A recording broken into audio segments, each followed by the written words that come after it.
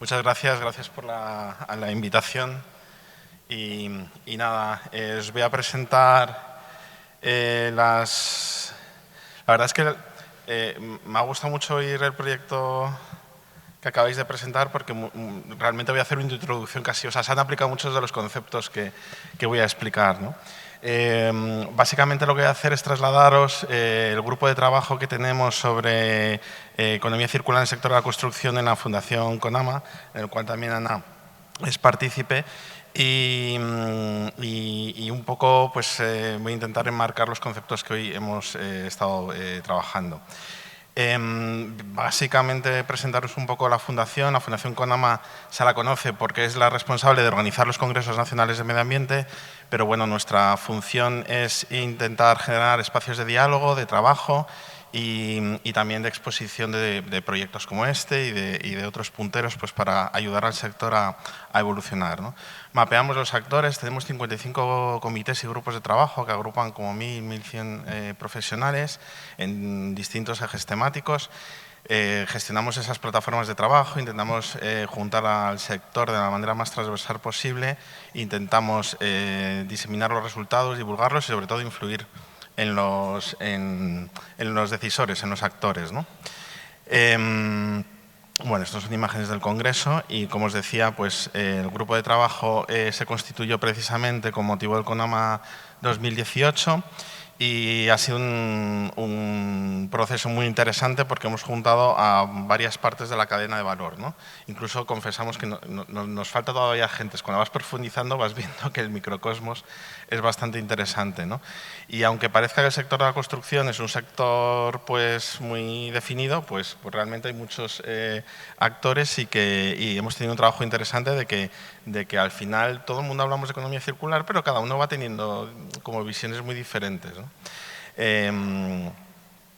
Estos fueron un poco los objetivos y resultados que tuvimos, ¿no? Ahí quisimos hacer un poco el estado del arte, trasladar un poco, estuvimos trabajando conjuntamente en un esquema al observar que teníamos conceptos un poco distintos sobre el sector de la economía circular, en el sector de la construcción, e intentar generar una visión común y un lenguaje común, ¿no? Porque, bueno, pues de construcción era para unas cosas uno, para las otras otra, rehabilitación era un concepto que también pues tenía sus vertientes.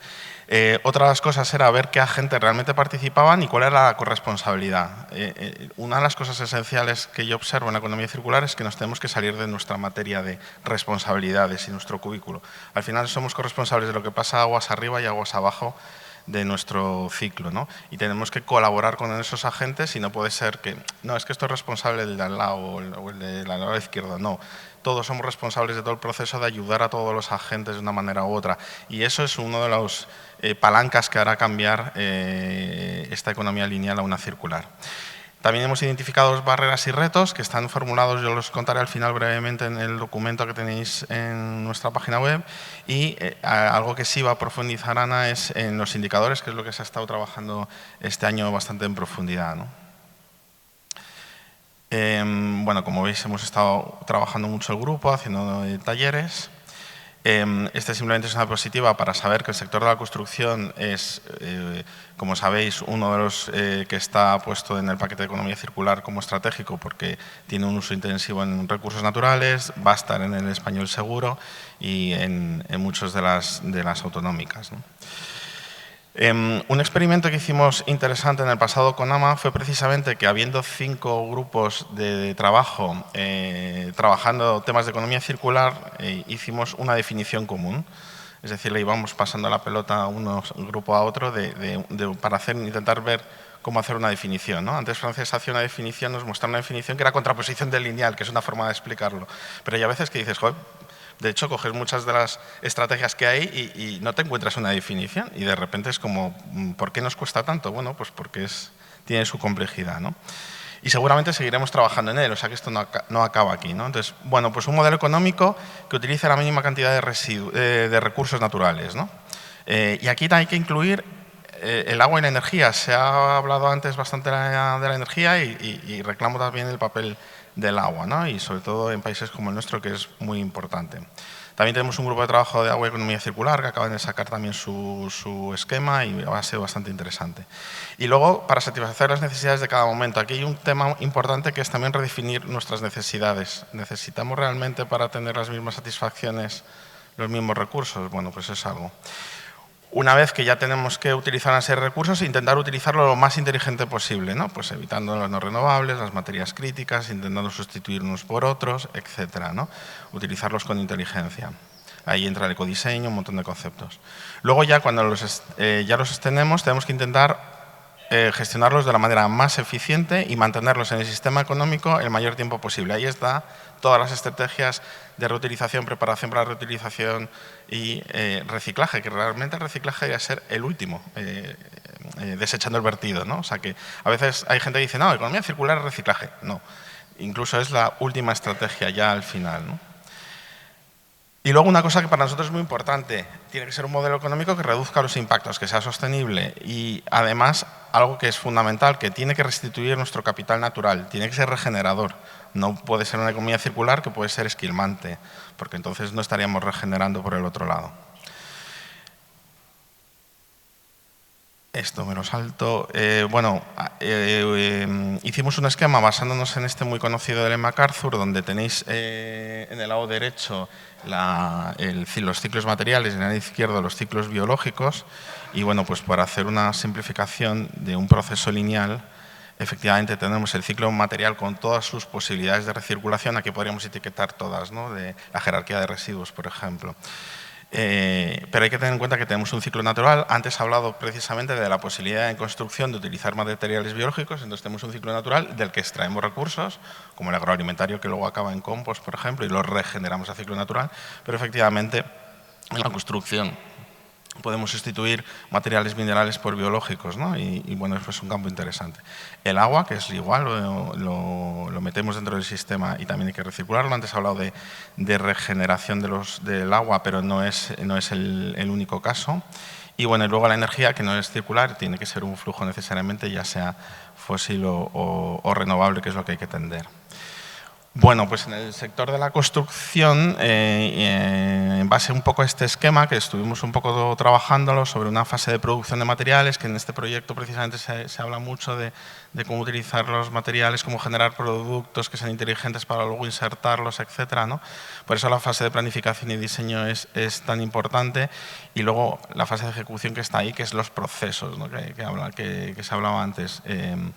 Y demás. Entonces, y luego ya hay otra fase que es la de mantenimiento, la de uso, la de reparación, la de durabilidad que estábamos hablando antes para que los edificios sean también versátiles para que duren el más tiempo posible. Este, por ejemplo, edificio pues, se ha intentado reciclar, reutilizar de otra manera. Y luego ya lo que sería una fase de gestión de residuos. Esto puesto en una forma circular sería así. Pero bueno, el esquema que estuvimos trabajando era este.